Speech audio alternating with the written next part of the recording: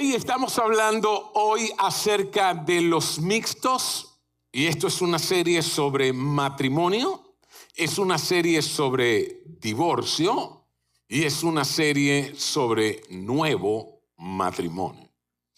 Y vamos que si tú formaste una nueva familia o si tú eres un hijo dentro de una familia donde tu mamá se volvió a casar o tu papá se volvió a casar, entonces esta serie es para ti. Y vamos que esta serie también es para los solteros, porque el mejor momento para prepararte para algo es antes de llegar a ese algo. ¿Cuál es el mejor momento para prepararse para el matrimonio? Cuando eres soltero. Porque si lo haces cuando te casas, llegaste tarde. ¿Cuál es el mejor momento para prepararse para esa etapa de criar adolescentes que provoca congelarlos a los 13 y descongelarlos a los 20? No es cuando ya son adolescentes, es cuando son niños. Si tú te estás preparando, cuando ellos son adolescentes, hoy voy a leer sobre la adolescencia, llegaste tarde. Igual es entonces este tipo de enseñanzas. Lo mejor es cuando eso puede venir a tu vida. Y vamos, ustedes los que son padres de hijos en edades para casarse, les pregunto, ¿podría tu hijo casarse con una persona divorciada que ya tenga hijos? ¿Le podría tocar? Y como papá, ¿tú estás preparado para ese tipo de unión que tu hijo va a tener? Entonces miren que esto es algo tan importante porque cada día las familias mixtas o reconstituidas son más. Las estadísticas dicen que en Estados Unidos el 42% de los niños viven dentro de familias constituidas. 42%. Y la pregunta es, ¿no deberíamos prepararnos? ¿Por qué importa que la iglesia aborde este tipo de temas? Pensemos en el diseño original del matrimonio y de eso vamos a hablar mucho hoy. Vamos que la mayoría de matrimonios se derrumban porque intentan edificar con un diseño que no es el diseño original. Y quiero que ustedes que entiendan, muchas veces le echamos la culpa al matrimonio. Es más, muchos son reticentes al matrimonio porque dicen, no, yo prefiero vivir en unión libre porque el matrimonio, a decir verdad, crea muchos problemas. Mire, el matrimonio no crea problemas, el matrimonio es el cuarto oscuro donde se revelan los problemas. Usted ya trae esos problemas. El matrimonio solo los exhibe, los saca a la luz realmente. ¿Recuerdan? El punto de mayor tensión en tu vida es el taller donde Dios trabaja con más intensidad y muchos de nosotros reconocemos que eso tiene que ver con el matrimonio. Así que, ¿por qué la iglesia tiene que hablar de esto? ¿Acaso somos un centro psicológico? ¿Acaso porque no hablamos de temas espirituales? La pregunta ¿es el tema sobre matrimonio un tema espiritual? ¿Es el tema de la familia un tema espiritual? Es lo primero que deberíamos preguntarnos. Y cuando nosotros miramos, Dios está formando una familia. Dios es un Dios de amor. Y Dios creó al ser humano para formar una familia. Recuerdan Adán y Eva, luego entonces Adán y Eva cayeron y todo se volvió un desastre. Y Dios entonces dijo, oye, yo voy a arreglar este desastre. Y para arreglar el desastre escogió a dos ancianos, porque no importa, la materia prima cuando está en las manos de Dios es útil. Probablemente usted no hubiese escogido a Abraham y a Sara. Y Abraham le da una promesa que nos muestra cómo Dios trabaja para impartir la bendición. Y Abraham le dice, por medio de ti serán bendecidas todas las familias de la tierra. Y esto ocurrió 2000 años antes de Cristo, ¿ok? Y Abraham vivía en una tierra llamada Ur de los Caldeos. Nadie conocía a Dios, y en ese momento que Dios habla a Abraham, todos en el mundo eran politeístas. Y Abraham es el primer hombre que cree en un solo Dios, mientras otros creían en la luna, las estrellas. O sea, el mundo se había olvidado de Dios. Ahora bien, piensa esto: Dios no necesita una familia perfecta para hacer una obra hermosa. Por eso escoge a Abraham y Sara. Dios eligió usar entonces a la familia como canal de bendición. Porque ¿qué le dijo? Por medio de ti serán benditas todas las familias de la tierra. Dios iba a usar a la familia como un instrumento. Por eso no hay tema más espiritual que el tema de la familia. Cuando hablamos de matrimonio, divorcio y nuevo matrimonio, estamos hablando del corazón mismo del plan redentor de Dios para su humanidad. Lo que ocurre en la familia no se queda en la familia. Lo que ocurre en la familia marca generaciones. Y por eso esto es un tema espiritual. Lo que ocurre en la familia trasciende. Dios no suele cambiar el mundo desde escenarios brillantes. Dios no suele cambiar el mundo desde tarimas llenas de iluminación, sino desde mesas comunes. Lo que ocurre en la mesa de un hogar es más impactante y poderoso para la humanidad que lo que ocurre en un gran escenario. Y entendemos entonces que si hay familias fuertes, habrá iglesias fuertes. Y si hay iglesias fuertes, habrá sociedades fuertes. Que la iglesia principalmente está construida por familias. Por eso para nosotros es un tema espiritual. El matrimonio es un tema espiritual. Para mí, como quien lidera la organización, para mí mi matrimonio es un tema sumamente espiritual. Y lo que ocurre en mi matrimonio podría impactar a tantas personas si yo no cuido de mi matrimonio, si yo no cuido de mi hogar. Yo no solo estoy impactando mi hogar o mi vida personal, impactaría la vida de tantos que han creído en mí, que me están siguiendo y que me están viendo. Ahora, Dios iba a bendecir a todas las familias de la tierra, ¿sí o no? Por medio de Abraham, todas las familias. Y Dios sabe que esa es la mejor manera. Ahora, no solo Dios lo sabe, Satanás también lo sabe. Y puede que tú no creas en Satanás, pero vamos, existe el mal, existen las tinieblas, existe la oscuridad, existe un ingenio detrás de todas estas cosas, y el enemigo conoce el principio, por eso también traspasa patrones de conducta destructivos a través de la familia. Y un hombre alcohólico entonces tendrá muchas probabilidades de ser un maltratador y entonces de criar hijas que se conviertan en hijas que permitan el abuso, o en hijos que también se conviertan en alcohólicos igual que él. Y vamos, yo siempre lo he dicho, cómo el enemigo gobierna el mundo, porque pareciera que mientras más pasa el tiempo, más maldad existe. La pregunta es, ¿cómo lo domina? Piensen ustedes, en los días del apóstol Pablo, cuando el apóstol Pablo dijo, porque los días son malos. Si Pablo resucitara hoy, yo le diría a Pablo, si los días en tu tiempo eran malos, ni resucite. Te vas a morir de un infarto cuando veas esto. ¿No es cierto? Ahora la pregunta es, si en los días del apóstol Pablo, piénselo, habían 600 millones de habitantes en la tierra y hoy hay más de 6.000 millones. ¿Cómo el enemigo sigue controlando a tanta gente? Piensen en esto. Si habían 600 millones, si creemos que en un mundo espiritual, ojo, puede que tú no creas, pero permíteme dar el ejemplo. Si habían 600 millones de habitantes y habían 600 millones de demonios, uno para cada habitante, ¿o no? O sea, uno atacaba a cada habitante y los tenían controlados. Ahora, ¿qué pasó después? Que ahora de 600 millones pasamos a más de 6.000 millones. Uno, ¿a cuántos puede controlar? Es la pregunta.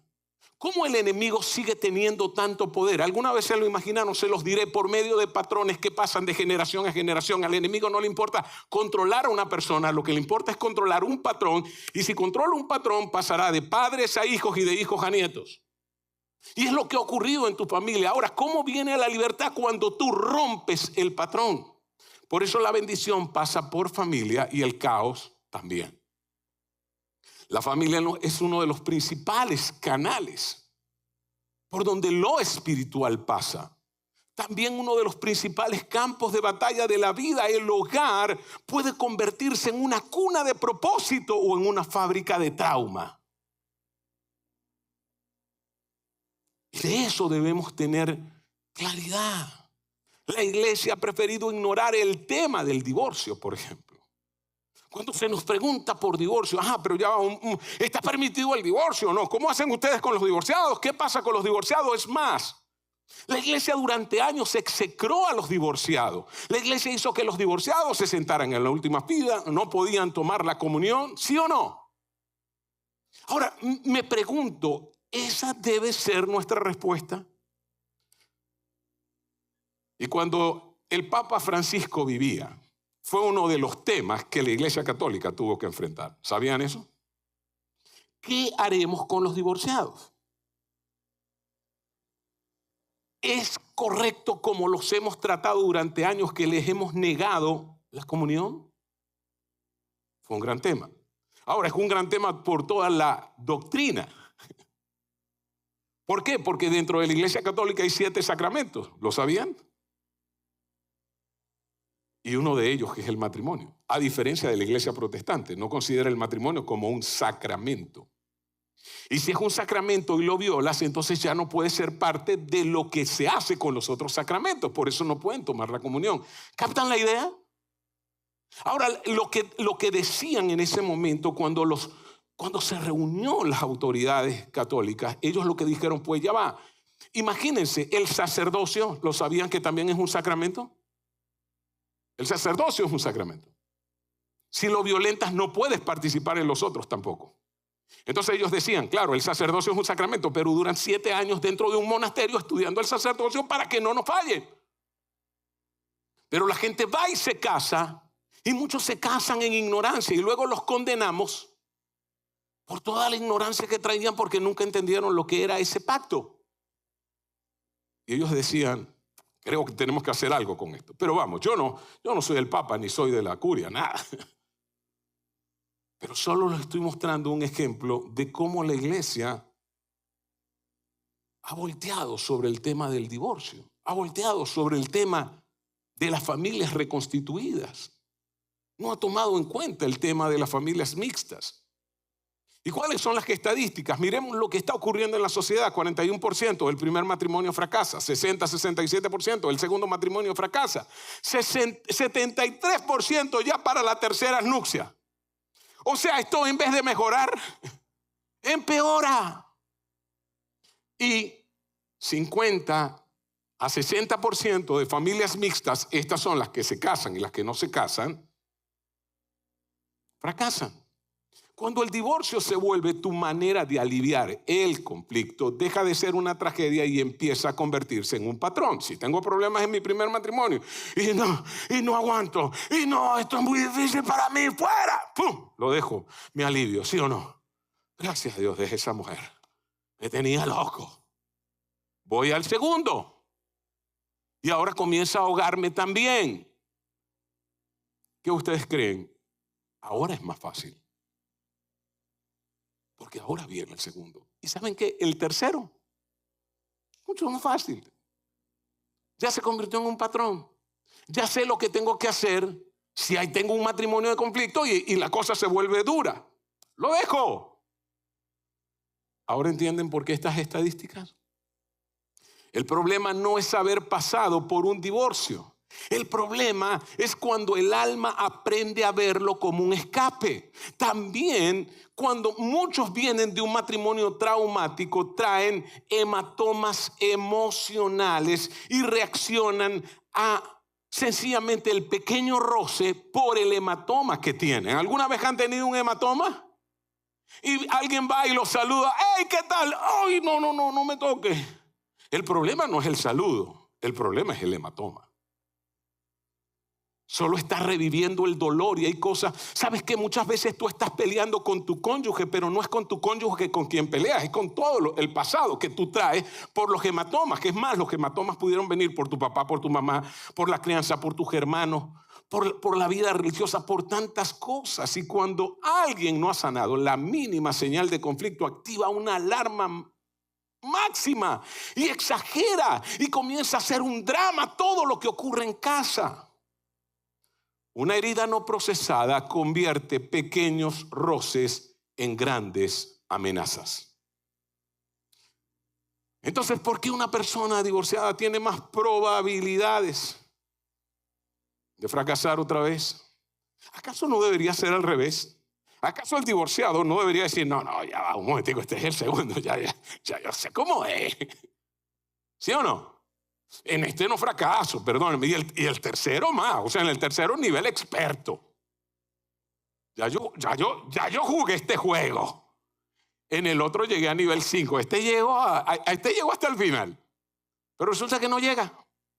Que tiene menos probabilidades de llegar. La víctima solo recuerda lo que recibió. La persona sana examina lo que aportó. Y si yo quiero ser una persona sana en un segundo matrimonio, yo tengo que resolver todo lo que ocurrió en el primero. Si no lo resuelvo, repito otra vez el patrón porque me estoy convirtiendo en una víctima. La pregunta es, en ese divorcio, ¿cuánto aportaste tú? ¿Qué parte del problema fuiste tú? ¿Lo has reconocido? ¿Te has arrepentido por eso? ¿Lo has tratado, que es algo importante? Mientras todo sea culpa del otro, del ex, seguirás siendo sencillamente ese prisionero de la misma historia que se repite.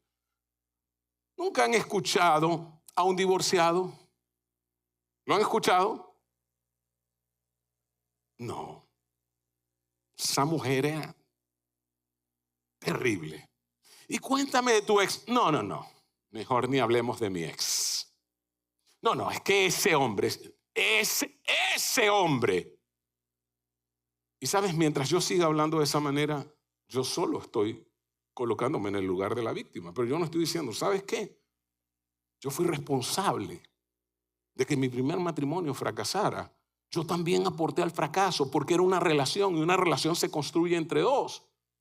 Yo soy parte de esto y escúchenme, cuando yo hablo acerca de las familias mixtas, si ustedes se dan cuenta, no animo a los matrimonios a que se separen. ¿Por qué? Porque el segundo es más difícil y si a ti te parece el primero difícil, yo te voy a dar un consejo, trabaja en ese.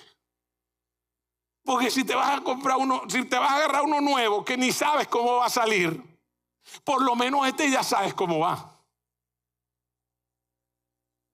Entonces, resista. Trabájelo.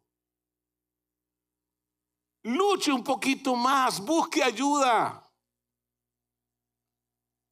Y después que te hablan del ex, te dicen, ¿te das cuenta por qué me divorcié? Y por supuesto, claro, solo tengo tu parte de la historia. Me gustaría tener la otra parte. Así que debemos entender, hasta que no reconozcamos qué parte de la contribución tuvimos en el fracaso, entonces, hay un problema. Señalar los errores del pasado no me ayuda a ser mejor en este. Necesito ir a mirarme en el espejo. ¿Lo recuerdan, Santiago? Me miro en el espejo. ¿En qué contribuiste tú al fracaso de tu relación anterior? El conflicto actual muchas veces activa dolores antiguos que nunca fueron trabajados. Entonces, el conflicto que puedes tener en una relación mixta, reconstituida, es solo algo que dejaste allá abierto. Algo que Dios quiere trabajar en ti. Tú no lo resolviste allá y Dios dice, mira, no te vas a ir con la cabulla en la pata. Lo arreglamos ahora aquí. Te lo voy a colocar ahora. Va a ser el mismo conflicto con otra cara, con otra persona, pero va a ser el mismo, porque estoy formándote a ti. No estoy cambiando sencillamente tus circunstancias, estoy más interesado en tu carácter que en tu comodidad. Porque quiero formarte. Tu próxima etapa merece una versión más sana de ti. Por eso debes trabajar en tu vida y no simplemente escapar. Debes trabajar y trabajar es difícil. Y trabajar, tú no quieres trabajar.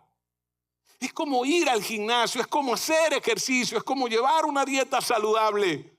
¿Acaso no ven que todo lo que nos beneficia y es saludable es lo que más nos cuesta? No es diferente con la sanidad de nuestra alma. Entonces no se trata solo de buscar una nueva oportunidad, se trata de una nueva oportunidad, pero con un corazón sano. Y aquí hay un principio poderoso. Un matrimonio fuerte hace a una familia fuerte. Si el matrimonio es fuerte, la familia es fuerte. Si el matrimonio es débil, la familia es débil. Yo siempre he dicho, si te preguntan, hey, ¿cómo está la familia? Y tú dices, la familia increíble, el matrimonio por el piso, pero la familia increíble. Ahí hay una contradicción. ¿Tú sientes que te están contando un chiste o no? Cuando el divorcio se vuelve tu manera de aliviar el conflicto, deja de ser una tragedia y empieza a convertirse en un patrón. Entonces, así como un matrimonio fuerte hace una familia fuerte, una relación a medias hará una familia a medias. Y por eso debemos trabajar con nuestro equipaje emocional. Las heridas familiares no son pequeñas porque tocan el lugar donde aprendimos a amar, donde aprendimos a temer y donde aprendimos a relacionarnos. Ahí ese es nuestro hogar. Y si yo vengo de un hogar en conflicto donde mis padres peleaban continuamente, donde todo era un drama, y yo vengo y formo una familia y siento que todo es como paz, yo digo, esto es raro, esto le falta sabor. ¿Sí o no? ¿Por qué uno cree que el cerebro busca mejorar? El cerebro busca lo que le es familiar. Grábate eso, el cerebro busca lo que le es familiar. Y si el drama te era familiar, el drama es lo que llevarás, porque tu cerebro te lleva hasta allí. Hasta que comienzas a verlo y comienzas a mirarlo. Y escuchen, la próxima semana vamos a ver cómo cada familia mixta se construye sobre una base de dolor. Y tú dirás, ¿cómo es que eso? No entiendo. ¿Cómo que una familia reconstituida se construye sobre una base de dolor? Lo veremos. Y si tienes a un amigo divorciado, a una amiga divorciada, incluso si tienes amigos que están formando una nueva familia y tienen los de él, los de ella, los suyos, algo así, esta serie va a ser maravillosa para ellos también. ¿Sabes? Muchas veces las personas entran a una familia reconstituida diciendo, yo no voy a hacer lo mismo que hice en la primera porque yo me entregué, yo lo hice todo, yo vivía por esa mujer, yo vivía para ese hombre y mira cómo terminé, no voy a hacer lo mismo esta vez. Entonces, si creas una relación a medias, un matrimonio a medias, un día tendrás una familia a medias. El dolor no procesado, muchas veces la gente lo convierte en prudencia, en distancia, pero lo que forma es una gran frialdad. Las cosas que hiciste bien, no puedes descartarlas, pero sí necesitas estudiar las cosas que necesitas sanar para mejorar realmente y no ser parte de esas estadísticas que mientras más van de relación en relación, entonces más fracasan. Lo que sí entendemos es que Dios diseñó el matrimonio. Piensen esto, no pertenece a ninguna cultura, ni los chinos, ni los árabes, nadie puede decir, oh, nosotros inventamos el matrimonio. No, vamos, que los chinos pueden decir que inventaron los tallarines, pero no pueden decir que inventaron el matrimonio. ¿Captan eso? Vino del corazón de Dios. Desde que leemos el Génesis, ahí está. Y cuando miramos el Génesis, y puede que tú no creas que en el Génesis, puede que tú digas, pero es que me cuesta mucho creer que Dios creó todo y creó al hombre, a la mujer, del polvo, del barro y los unió. Bueno, mira, te voy a dar una oportunidad para los que están explorando la fe. No importa si no crees que en el Génesis, tú puedes aprender mucho sobre lo que hay en el Génesis. Porque muchos de ustedes van y ven Toy Story y salen llorando del cine. Ay, no, eso me hizo llorar. Andy con su con sus muñequitos. Es verdad, así era yo de niño. Y tienes una gran enseñanza, ¿sí o no?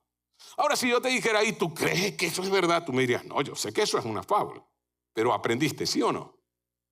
Muchos se niegan a leer las escrituras porque necesitan tener certeza sobre ellas antes de aprender sobre ellas. Tú puedes aprender sobre ellas. Sin embargo, si me preguntas a mí, lo creo completamente porque me parece que hay que tener más fe para creer que de la nada existió algo que para creer que de alguien todo fue creado. ¿Entiendes eso? Entonces todos podemos aprender.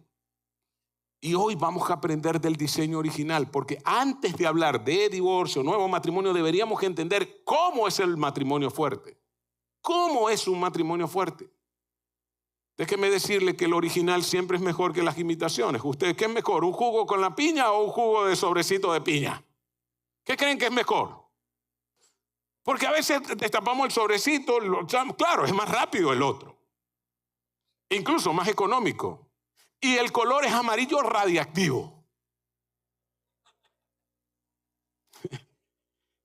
¿Por qué los matrimonios fracasan? Porque no se construyeron sobre el diseño original. Y les diré dónde está el diseño original. Y escúchenme lo que les voy a leer. Jesús lo corroboró. ¿Por qué yo creo que eso es verdad? Porque el hombre que murió resucitó. Cito textualmente lo que les voy a leer y que aparece en Génesis. Y él dijo, cuando le preguntaron por qué los matrimonios fracasan, él dijo, mira, en el principio no fue así. No fue así. Y señaló este texto como lo original. Como la piña bien picada con la que vamos a hacer lo original. No, este no es el sobrecito. ¿Qué es lo original? Por eso el hombre deja a su padre y a su madre y se une a su mujer y los dos se funden en un solo ser. En ese tiempo el hombre y la mujer estaban desnudos, pero ninguno de los dos sentía vergüenza. Y aquí vamos a tomar 4 leyes que debería vivir cada matrimonio. Así que estas 4 leyes son como la ley de la gravedad. Mire, no importa si usted dice, ay, yo no creo en esa ley de la gravedad. Láncese de un edificio de 4 pisos y usted verá. No importa si no cree, usted va a recibir las consecuencias. Porque son leyes, se aplican a toda época, cultura, nación, idioma, lo que sea, se va a aplicar la ley. Y estas son leyes. Son leyes. Y se aplican tanto al primer matrimonio, como al segundo, como al tercero, a los que tú quieras. Se aplica la primera ley, la ley de la prioridad. La segunda ley, la ley de la búsqueda. La tercera ley, la ley de la posesión. Y la cuarta ley, la ley de pureza. Y voy a pasar a explicar cada uno. Comencemos con la primera. Por eso el hombre deja. Digan conmigo, deja. Sí, deja a su padre y a su madre. Y la palabra aquí clave es deja. Otras versiones dice dejará. Y en el hebreo la palabra es la palabra asad. No significa que yo, porque dejé a mi papá y a mi mamá, los voy a deshonrar. No significa que porque los dejé no voy a proveer para sus necesidades. No significa que los voy a olvidar y que nunca más los voy a visitar. Eso no significa. Porque sería una contradicción a ese mandamiento que dice honrarás a tu padre y a tu madre. ¿No es cierto? Sin embargo, hay que hacer una diferenciación que muchos adultos no han hecho. Es diferente honrar a obedecer. Una cosa es honrar a mi papá y a mi mamá, otra cosa es obedecerlos. Y cuando ya me convierto en un adulto, no los obedezco, los honro. ¿Por qué? Porque cuando yo me convierto en un adulto, tomo dominio sobre mi vida y comienzo a dirigir, comienzo a trabajar con mi vida, a hacerme responsable. Cuando soy niño, mi papá es mi tutor, mi administrador y mi fuente. Cuando crezco, deja de ser mi tutor, no me representa. Si usted viene a hablar conmigo, yo no le digo, no, ya hable con mi papá. No, usted va a decir, pero no, tan bonito que predica. No digas, hey, ya yo soy mi propio tutor, soy mi administrador. Administro mis dones, mis talentos, mis habilidades, mi tiempo. ¿Sí o no? No me llevan la agenda. Yo recuerdo cuando era niño, la que llevaba la agenda era mi mamá. Me levantaba a levantarse. báñese, vamos para la escuela, vamos, me buscaba, mire, te inscribí en natación, y me llevaba a natación, me hacía cosas, me inscribí en 4, hicimos en vacaciones, los inscribí en un curso, hicimos tantas cosas. Ellos administraban nuestro tiempo, ¿sí o no? Pero eran también nuestra fuente. Eran nuestra fuente. O sea, los hijos lo ven a uno como un telecajero. ¿Sí o no? Papi, papá, mamá. Y cuando son más grandes, transfiéreme. ¿No es cierto? Entonces, claro, uno es la fuente. A medida que uno va creciendo, y debería ser así, entonces ya uno comienza a ser fuente, a producir y comienza a honrar. La palabra honra viene de la medida del oro. Antes, cuando se pesaba el oro, no se pesaba en quilates, se pesaba en honras. Este oro pesa tantas honras. Por lo tanto, tiene que ver con lo económico y lo material. Nadie honra a papá y a mamá si no les da dinero. La honra tiene que ver con que yo te voy a dar, y a mí no me importa si mi mamá sea multimillonaria. Dios me mandó a mí a honrarle y punto. Con un regalo, con una, o sea, yo, ahora que, pero ya va, me toca mantener a mi mamá. No necesariamente, pero sí te toca honrarla. Y todo mandamiento en las escrituras que dice que debes honrar a alguien tiene que ver con lo material. No solo con palabras bonitas. No solo es que el Día de las Madres canto, madrecita del alma querida. Ay, mamá, ¿viste cómo te canté tan bonito? No, no se trata solo de eso. Ahora, estamos claros. Pero si mi mamá llega a mi casa y me dice, ay, ese mueble no me gusta. Y ese cuadro que está ahí, hijo, mejor lo cambia. O si mi mamá vive en mi casa y mi mamá comienza a colocar reglas en mi casa, ya aquí se pasó una línea. Porque dice, dejará el hombre a su padre y a su madre y se unirá. Entonces entendamos, honrar no es lo mismo que obedecer. Y esta ley le llamamos la ley de la prioridad. ¿Y qué quiere decir? Que el lugar que que tienen incluso mis hijos, el perrito, la mamá, quien sea, yo se lo tengo que dar a mi cónyuge. El primer lugar en mi vida después de Dios le pertenece a una mujer que se llama Yesenia, que es mi esposa. Y cuando yo invierto ese orden, comienza un desastre en mi relación matrimonial. Así que la palabra clave aquí es dejará. Es dejará. Entonces, honrar no es lo mismo que obedecer. Entonces entendamos, el mayor regalo que le puedes dar a tus hijos no es tu atención total, es que vean que amas a tu cónyuge y eso les dará seguridad. Yo recuerdo una vez, tengo unos amigos, grandes amigos, y ellos me decían, ¿sabes qué? Cada vez que orábamos con mi hijo Carlos, con nuestro hijo Carlos, y orábamos que en familia todos orábamos. Y mi hijo Carlos, cada vez que oraba, siendo un niño, tenía como 7 años, 8 años, él oraba, y Dios, y yo te pido por favor que mi papá y mi mamá nunca se separen. Y yo, amén. Y al siguiente día, ora Carlos. Y Carlos terminaba la oración, y también te pido que mi papá y mi mamá nunca se separen. Y hacía un mes. Así que ellos comenzaron a preocuparse, que está viendo Carlos en nosotros que todo el tiempo está orando para que no nos separemos. Y le dijeron, Carlos, oye, dinos algo. ¿Por qué tú siempre oras para que no nos separemos? Bueno, les voy a decir, lo que pasa es que la maestra en el salón, en mi salón de clase preguntó, ¿cuántos de ustedes viven con su papá y su mamá? Todos levantaron la mano, menos mi amiguito fulano y yo. Y eso me llamó la atención, que todos eran hijos de padres divorciados, mamá. Pero ¿sabes qué me asustó más? Cuando hace un mes mi amiguito llegó llorando y me dijo, mi papá y mi mamá se van a divorciar. El único que quedaba era yo. Eso le llamó la atención a ese niño. Ahora hay 2 tentaciones en esta ley de la prioridad. La mujer, la tentación de ella, los hijos antes que el esposo. Cuando la mujer comienza a tener hijos, es que la sociedad honra más el papel de madre que el papel de esposa. Díganme, ¿cuándo se celebra el Día de la Esposa? Y lo que se celebra se repite. Y si lo único que celebramos es el Día de las Madres, por supuesto que mamá es mamá. Y esposa, esposa. Y muchas veces la mujer dice, pero ya va, ¿cómo yo voy a colocar a este hombre como primer lugar de mi vida? Si este hombre ni familia mía es, los hijos sí. Y ahí, escucha, esa es la tentación de una mujer. La máxima tentación de un hombre es su trabajo.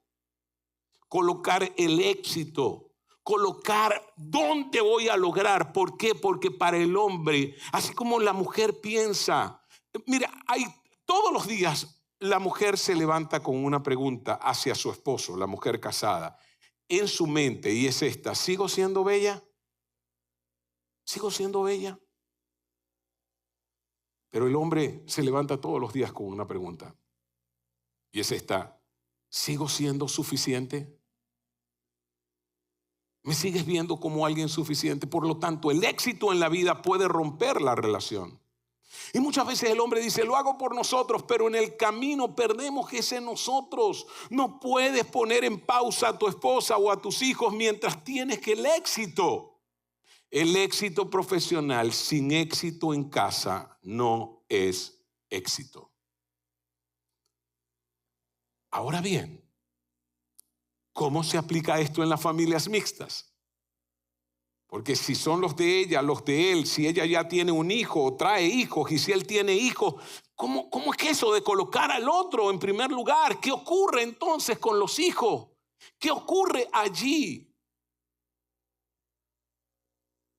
Tienes que ir progresivamente. No es el mismo mapa. Y por eso no se pueden perder la próxima semana, porque yo voy a hablar de el mapa para las relaciones reconstituidas. El mapa para las relaciones que se forman y que vienen de fracasos previos. ¿Cómo se le da entonces un lugar cuando se abraza a esa persona frente a los demás, cuando se les da un lugar importante? Así que entendamos, en muchas familias reconstituidas no es que se dejaron de amar, muchas veces tiene que ver con una dinámica estructural que se activa cada vez que se trae el pasado. Así que dentro de una familia reconstituida existe algo que se llama el insider, o el que es propio de la familia y el que es ajeno de la familia. Piensen en esto.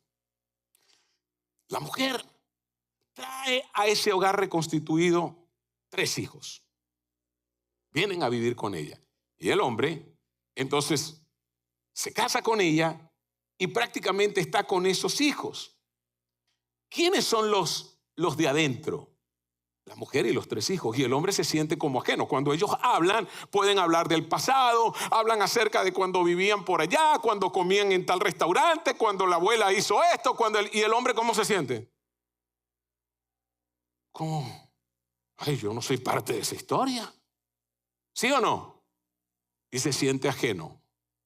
Lo primero que deben entender las familias reconstituidas, eso es parte de la ecuación. No está pasando nada malo. Es parte, punto. La pregunta es cómo se trabaja. Lo primero es que hay que validar que es una tensión, porque eso reduce la culpa. Es lo primero que debemos hacer, porque es parte de esa dinámica estructural que se activa con el recuerdo del pasado.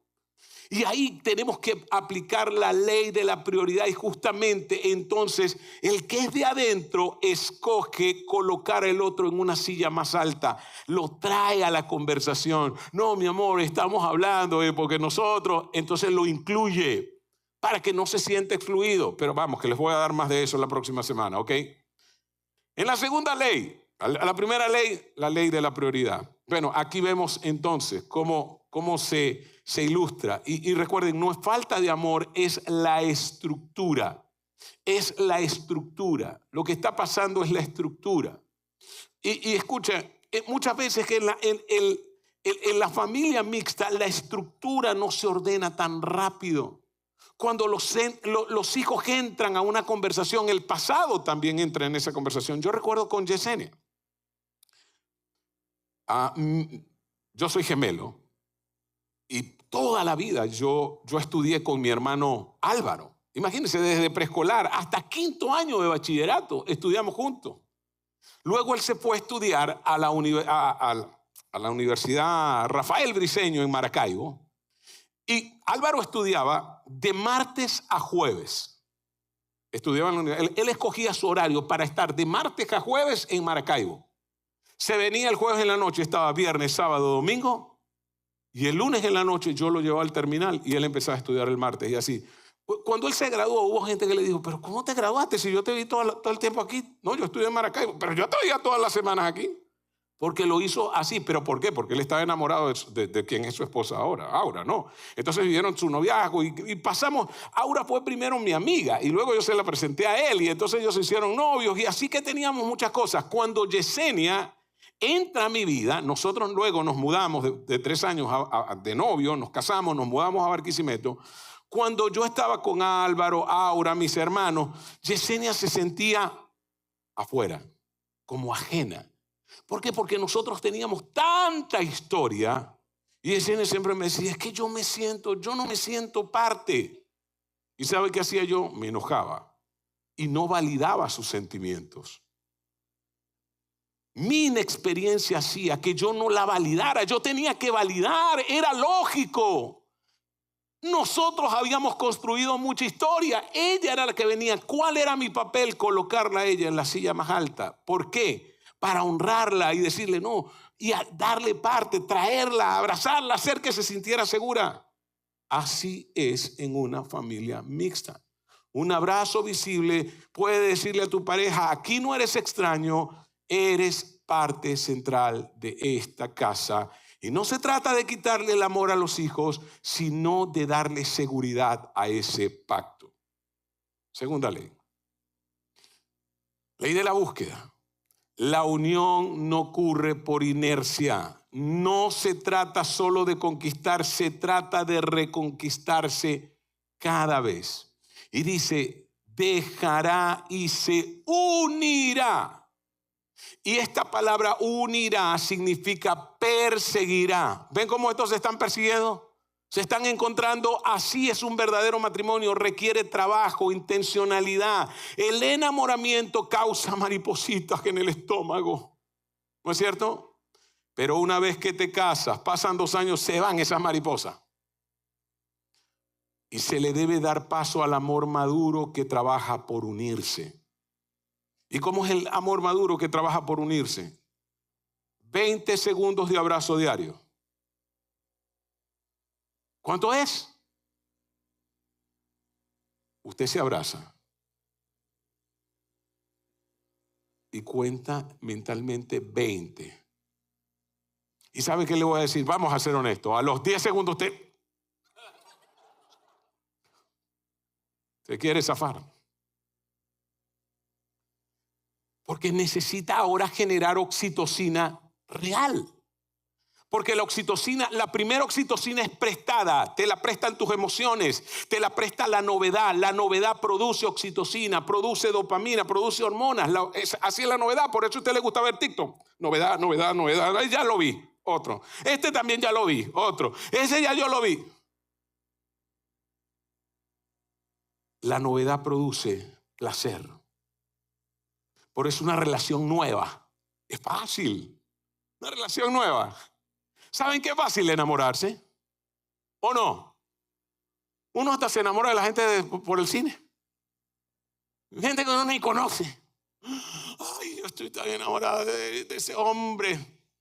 Y lo conoce. No, yo lo veo por la serie. Enamorarse es fácil. Reconquistarse es intencional. Y hay que reconquistarse. No me diga, no, es que nosotros no nos hacemos cariño. No me diga eso, porque hay que ser intencional. ¿Cómo cuando eran novios sí se hacían cariño?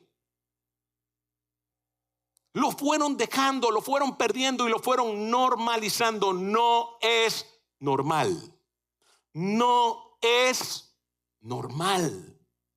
No tiene, puede que tenga que ver con tus traumas, con tus estilos de apego, y vamos, que eso es otro tema, pero no es normal. No es normal, requiere trabajo intencional. Entonces, entendamos, las buenas relaciones no ocurren por casualidad. Las buenas relaciones no ocurren por suerte. Recuerden su primera cita. A ver, ¿cuántos están casados aquí? ¿Recuerdan su primera cita? ¿Quiénes recuerdan su primera cita? ¿Cómo fue usted? Usted cachalandraba ahí.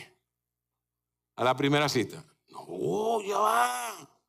Uno quería mostrar lo mejor. Se echó perfume. Oye, pusieron energía, pusieron entusiasmo. Fueron amables. Escucharon con atención. Hicieron preguntas, ¿sí o no? Miraron, preguntaron. Los matrimonios fuertes siguen colocando esa misma energía día a día y año tras año. Nunca verá un matrimonio fuerte y dirá, ay, qué suerte tuvo ella. No. Intencionalidad, que es diferente.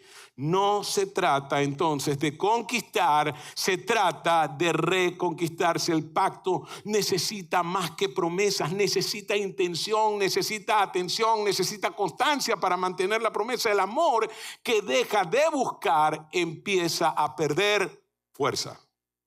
¿Lo dicen conmigo? A ver, el amor que deja de buscar empieza a perder fuerza. Otra vez. El amor que deja de buscar empieza a perder fuerza. Entonces dígale a su pareja, búscame.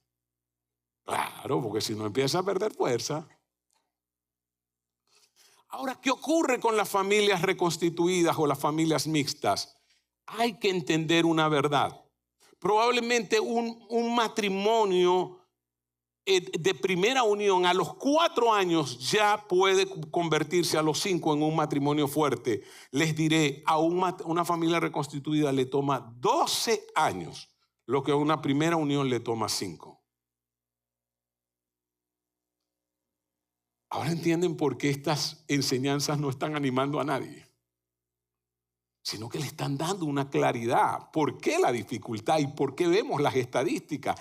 Entonces, ten paciencia con tu nueva familia. Si llevas 2 años casado de nuevo y aún sientes que las cosas no fluyen como una familia nuclear, eso no es fracaso, es un proceso normal. Se trata de que es parte de las etapas. La integración no es un evento. Es un camino largo, es una búsqueda continua. No te rindas. Y eso es lo que en Génesis dice, perseguirá, se unirá. Y luego nos dice, y los dos se funden en un solo ser. Y aquí viene la tercera ley, llamada la ley de la posesión. No puedes llamarte uno con alguien y seguir viviendo en 2 mundos separados. Mira, piensa en esto. Si entregaste tu cuerpo, ¿por qué ocultar todo lo demás? ¿Qué es lo más valioso de ti? ¿Alguna vez lo has pensado? ¿Qué es lo más valioso que tienes como posesión material de tu vida? Tu cuerpo. ¿Nunca lo habías pensado? Lo más valioso como posesión material de mi vida es mi cuerpo. Si pierdo una mano, no es como si me chocaran el carro. Si pierdo una mano, va a ser realmente muy difícil. Si pierdo una pierna, va a ser muy difícil. Vamos, quienes han sufrido la amputación de un miembro saben lo doloroso que es, saben lo traumático, cómo hay que trabajar con terapias. Entonces, si el cuerpo es algo tan valioso, qué absurdo es ver personas que se entregan el cuerpo, pero no las llaves del carro. Yo no se las doy a él, ni loco. ¿En serio? Así es nuestro mundo materialista. Nuestro mundo materialista quiere engañarnos, hacernos creer que lo más valioso son bienes materiales, cuando es que el bien más importante que Dios te dio, tu cuerpo, el cuerpo, es lo que más valoras. Es ilógico entregar el cuerpo y no entregar todo lo demás. Entonces, ¿por qué ocultar el celular? La agenda, las cuentas, los mensajes de Instagram, de Facebook, de TikTok, de WhatsApp. Si ya soy una sola carne con mi cónyuge, no tiene sentido vivir vidas separadas, que el cerebro no está diseñado para esto. Hay cosas que son personales, ¿no es cierto? Personales, pero no privadas. Pero no privadas. O sea, mi ropa interior la uso solo yo, no la usa Yesenia. Y la de ella yo tampoco la uso. Se vería raro. Pero no es privada. ¿Lo captan? Cuando te fundes en un solo ser, la independencia deja de ser una virtud y empieza a ser una amenaza. El marido, dice Pablo, no tiene autoridad sobre su propio cuerpo, sino la mujer. Y la mujer no tiene autoridad sobre su propio cuerpo, sino el marido. Dice, por eso no pueden negarse al uno al otro. El cuerpo, que es lo más íntimo, ya no me pertenece solo a mí. Mi cuerpo no me pertenece. Así que, ¿cómo voy a guardarme? Entonces los demás, no, pero las claves del celular sí. Cuando la mujer, por ejemplo, usa el sexo como castigo, si no te portas como yo quiero, no hay nada. Viola la ley. Viola esa ley de la propiedad. Esa ley de, hey, somos uno. Estamos realmente fundidos. ¿Qué es el matrimonio? Es la muerte a la vida independiente. Por eso el hombre se casa vestido de negro.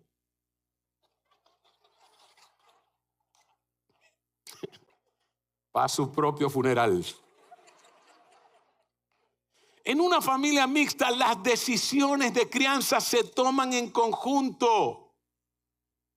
Debes morir a la independencia, compartirlo todo. Ahora hay un mapa y ese mapa debe respetarse. Ahora, la última ley dice, y en ese tiempo el hombre y la mujer estaban desnudos, pero ninguno de los dos sentía vergüenza.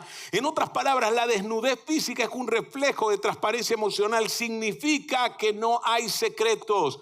Es colocar esas áreas más sensibles de mi cuerpo. Piense usted, ¿cuál es el área más sensible en el cuerpo de un hombre?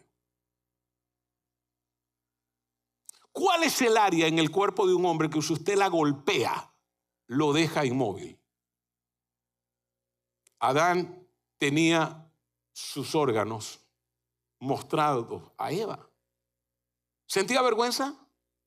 No. Y era completamente vulnerable. Eva tenía todo su cuerpo frente a Adán. ¿Sentía vergüenza? No. Era completamente vulnerable. Y eso es simbólico porque hoy día la gente se desnuda, pero de cuerpo, pero el alma siguen escondiéndola.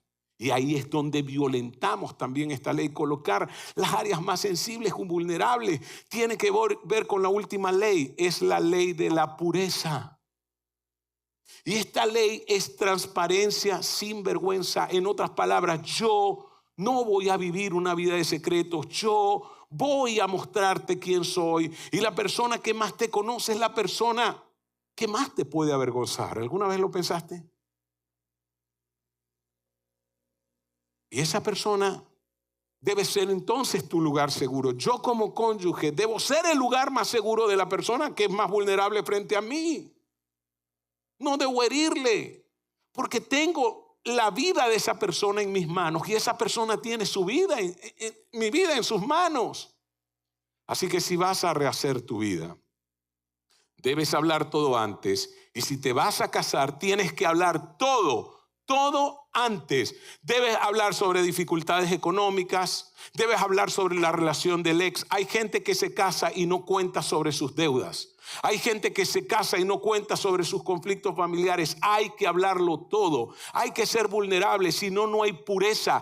Que es algo puro, es algo que no tiene nada añadido fuera de lo que originalmente es. Y yo no puedo casarme y luego entonces ir soltando. Y mire, y ya va un momentico, que yo tengo también aquí está este gallo muerto. Y aquí está este otro, lo que pasa es que lo tenía escondido. No, mire, o sea, eso es una ofensa. La investigación es contundente. El conflicto constante entre los adultos debilita la seguridad de los niños. Y sin pureza siempre habrá conflictos entre los adultos.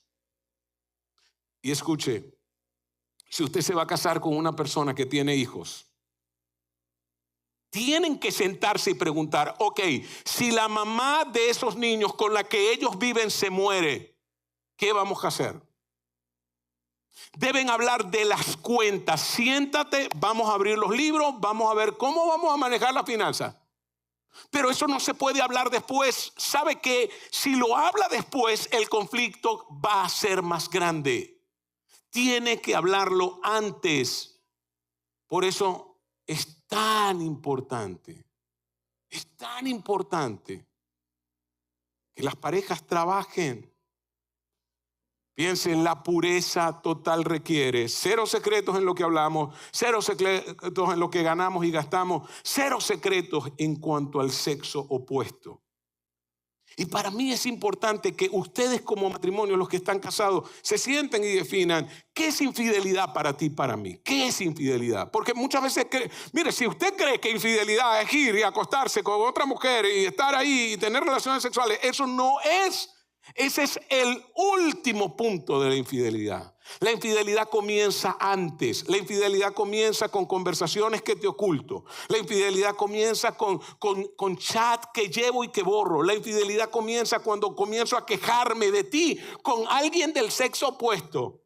Hay que definir qué es infidelidad. Hay que definirlo. Si no, nos enredaremos. Para los que vienen de familias mixtas, ¿cómo va a ser el trato con la ex?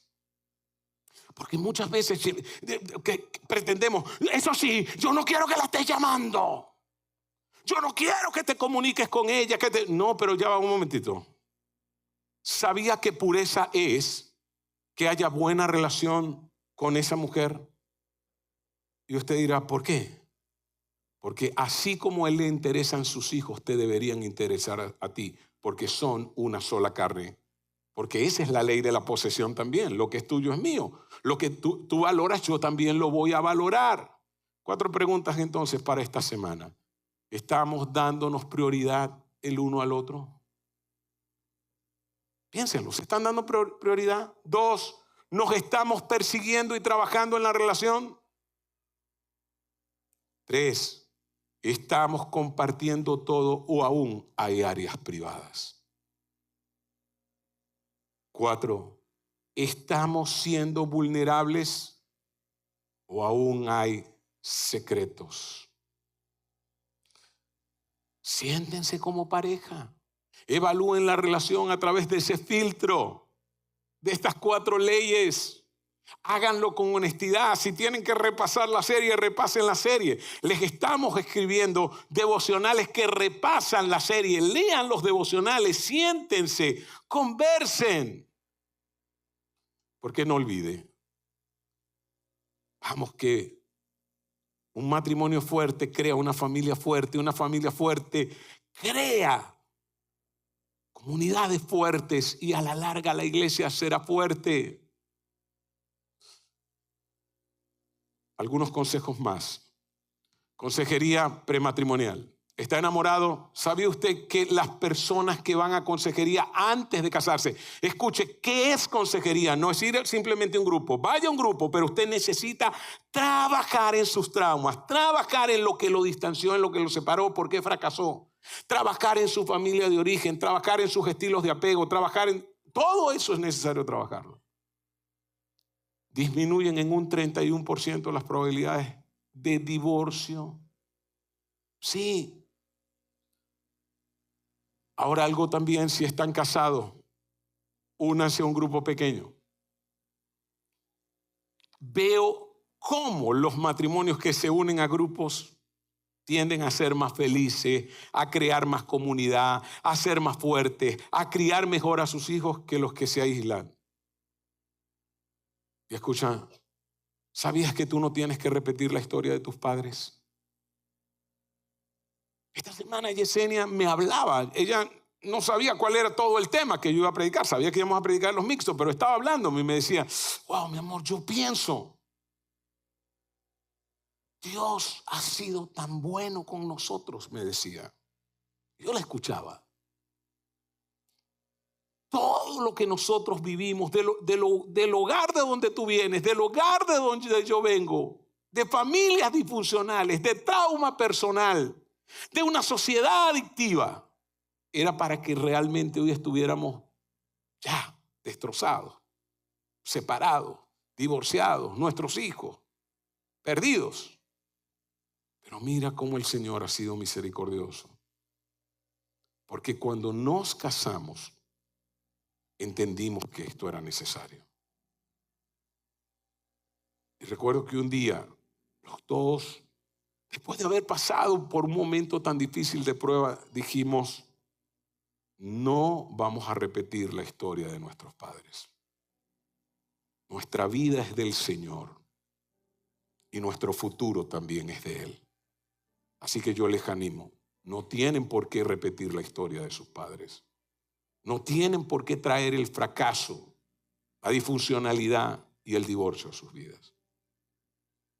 ¿Qué tal si se colocan en pie y me permiten orar por ustedes? Señor, queremos darte gracias por tu amor, misericordia y bondad. Queremos construir, Señor, con el diseño original y no con las copias que el mundo nos ofrece. Señor, queremos entender lo que es darle prioridad al otro. Entender lo que significa unirnos y lo que es buscarnos intencionalmente. Entender, Señor, que nos pertenecemos el uno al otro. Y entender, Señor, lo que significa llevar una vida sin secretos y en vulnerabilidad. Señor, que cada matrimonio viva en la luz y que cada familia reconstituida comprenda que a menos que edifiquen en el diseño original repetirán la historia, pero tú no los llamaste a repetir historias, sino a construir una nueva en el nombre de Jesús. Guíanos, ayúdanos y que cada día sigamos creciendo. En el nombre de Jesús. Amén y amén. La próxima semana, ¿por qué las familias reconstituidas construyen sobre la base del dolor? Alguien necesita oír esto y tú también. Nos vemos. Adiós.